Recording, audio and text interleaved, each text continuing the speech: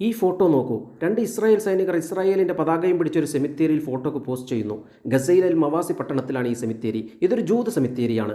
ഒന്നാം ലോക മഹായുദ്ധത്തിൽ പങ്കെടുത്ത് കൊല്ലപ്പെട്ട ജൂത സൈനികരെ മറമാടിയത് ഇവിടെയാണ്.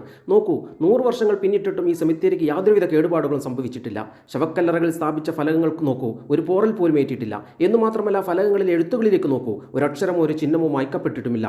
ആ എഴുത്ത് സൂക്ഷിച്ചു നോക്കൂ. ഫോട്ടോക്ക് അത്ര ക്ലാരിറ്റി ഇല്ലെങ്കിലും ആ എഴുത്ത് നമുക്ക് വായിക്കാൻ സാധിക്കും. J249 പ്രൈവറ്റ്, ഇതൊരു സ്വകാര്യ മിലിറ്ററിയുടെ പേരായിരിക്കണം. ഗോൾഡ് റിച്ച്, ഇതാണ് പട്ടാളക്കാരൻ്റെ പേര്. റോയൽ ഫ്യൂസിലിയർ, ഇത് ബ്രിട്ടീഷ് കരസൈന്യത്തിലെ ഒരു റെജിമെൻറ്റിൻ്റെ പേരാണ്. 9th October 1918, ഈ തീയതിയിലായിരിക്കും ഈ പട്ടാളക്കാരൻ കൊല്ലപ്പെട്ടിരിക്കുക.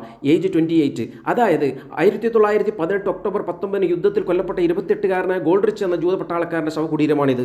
ഈ നക്ഷത്രം കണ്ടോ? ഇത് ജൂതന്മാരുടെ ചിഹ്നമാണ്. സ്റ്റാർ ഓഫ് ഡേവിഡ് അഥവാ ദാവീദിൻ്റെ നക്ഷത്രം. അത് ദാവീദ് പ്രവാചകന്റെ നക്ഷത്രം. നക്ഷത്രത്തിന്റെ മധ്യത്തിൽ ഹീബ്രുവിൽ എഴുതിയിരിക്കുന്നത് ദാവീദ് എന്നാണ്.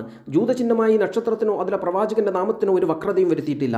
അത് ഒരു ശവകുടീരത്തിന്റെ മാത്രം കാര്യമല്ല, എല്ലാ ശവകുടീരങ്ങളും അങ്ങനെ തന്നെ. അവിടെ പോയി ഫോട്ടോഷൂട്ട് നടത്തിയ ഇസ്രായേൽ സൈനികർ തന്നെ ഇക്കാര്യം പറയുന്നുണ്ട്. ഇത് യഥാർത്ഥത്തിൽ ഒരു വിശേഷപ്പെട്ട സ്ഥലമാണ്, സ്വർഗത്തിന്റെ ഒരു കഷ്ണം പോലെ തോന്നിക്കുന്ന ഇടം എന്നാണ് ഇസ്രായേൽ സൈന്യത്തിലെ ലഫ്റ്റനന്റ് കേണൽ ആയ ഓറൻ പറഞ്ഞത്. ഇവിടം യാതൊരു നശീകരണവുമില്ലാതെ പച്ചപിടിച്ച് മനോഹരമായി നിൽക്കുന്നു എന്നും അദ്ദേഹം വ്യക്തമാക്കുന്നു. ഹമാസിനും ഫലസ്തീൻ ജനതയ്ക്കും എതിരെ പെരുംനുണകളും പ്രോപ്പഗണ്ടകളും പ്രചരിപ്പിക്കുന്ന ഇസ്രായേലിനെ തിരിഞ്ഞുകുത്തുന്നതാണ് ഈ ഫോട്ടോ. ഇത് സമൂഹ മാധ്യമങ്ങളിൽ പങ്കുവച്ച സൈനിസ്റ്റ് സൈനികർ ഒരിക്കലും ഇക്കാര്യം ഓർത്തു കാണില്ല. മുസ്ലിങ്ങളും ക്രിസ്ത്യാനികളും ജൂതന്മാരും പരസ്പരം അറിഞ്ഞും ആശ്ലേഷിച്ചും ഒത്തൊരുമിച്ച് ജീവിച്ചിരുന്ന ഒരു സമ്പന്ന ഭൂതകാലം അത് ഫലസ്തീൻ ഉണ്ടായിരുന്നു എന്നതിന്റെ നേർചിത്രമാണ് ഇത്. ഇന്ന് സൈനിസ്റ്റുകളും ഫാഷിസ്റ്റുകളും പ്രചരിപ്പിക്കുന്ന നുണകൾ തച്ചു തകർക്കുന്ന ജീവിക്കുന്ന ചരിത്ര സ്മാരകം തന്നെയാണ് ഈ സെമിത്തേരി. ഈ സെമിത്തേരി നിർമ്മിച്ച ഒരു നൂറ്റാണ്ടിലധികം ഫലസ്തീനികൾ അവിടെ ജീവിച്ചു. വർഷങ്ങളോളം ഹമാസ് ഗസ ഭരിച്ചു. അവർ സെമിത്തേരിക്ക് ഒരു പോറൽ പോലും തട്ടാതെ സംരക്ഷിച്ചു എന്നതാണ് മറ്റൊരു പ്രധാന കാര്യം. ഇസ്രായേൽ ഹമാസിനും ഫലസ്തീൻ ജനതക്കും എതിരെ പ്രചരിപ്പിക്കുന്ന വ്യാജ വർത്തമാനങ്ങൾക്കെതിരെയുള്ള കൃത്യമായ ഒരു തെളിവ്. ഫലസ്തീൻ ജനതക്കും ഹമാസ് ഉൾപ്പെടെയുള്ള ചെറുത്തുനിൽപ്പ് സേനകൾക്കും ജൂതന്മാരോടോ ജൂതമതത്തിനോടോ വെറുപ്പോ വിദ്വേഷമോ ഇല്ലെന്നും അധിനിവേശത്തിലൂടെ തങ്ങളുടെ മണ്ണ് തട്ടിയെടുത്ത സൈനിസ്റ്റ് ഭീകരന്മാരെ മാത്രമാണ് അവർ എതിർക്കുന്നത് എന്നും ഈ സെമിത്തേരി ലോകത്തോട് വിളിച്ചു പറയുന്നു. ഇനി ശവകുടീരങ്ങളോടും മൃതദേഹങ്ങളോടും ഇസ്രായേൽ ചെയ്തതും ചെയ്യുന്നതും എന്താണെന്ന് നോക്കൂ.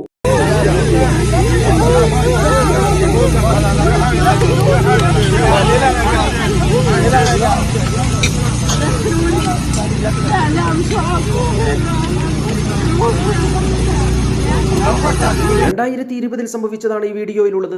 പാർക്ക് നിർമ്മിക്കാൻ വേണ്ടി ജെറൂസലമിലെ മുസ്ലിം ഖബർസ്ഥാൻ തട്ടിനിരപ്പാക്കാൻ എത്തിയതായിരുന്നു ഇസ്രായേലിലെ ജെറൂസലം മുനിസിപ്പാലിറ്റി അധികൃതർ.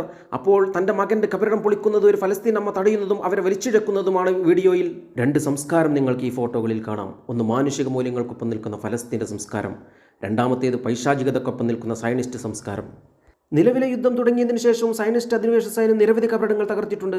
ഗസയിലെ അൽ ഫലൂജ, ഷെയ്ഖ് റദ്വാൻ, അൽ ഷുഹദ, ഷെയ്ഖ് ഷാബാൻ എന്നീ കബറിടങ്ങളും സെന്റ് പോർഫിറസ് ചർച്ച് സെമിത്തേരിയും ഇസ്രായേൽ സൈന്യം തകർത്തതായും മരിച്ച് മണ്ണടിഞ്ഞവരോട് കാണിക്കേണ്ടുന്ന മര്യാദ കാറ്റിൽ പറത്തിയതായും ജനീവ ആസ്ഥാനമായി പ്രവർത്തിക്കുന്ന സ്വതന്ത്ര സംഘടനയായ യൂറോമെഡ് ഹ്യൂമൻ റൈറ്റ്സ് ഉൾപ്പെടെയുള്ളവയുടെ റിപ്പോർട്ടിൽ വ്യക്തമാക്കുന്നു.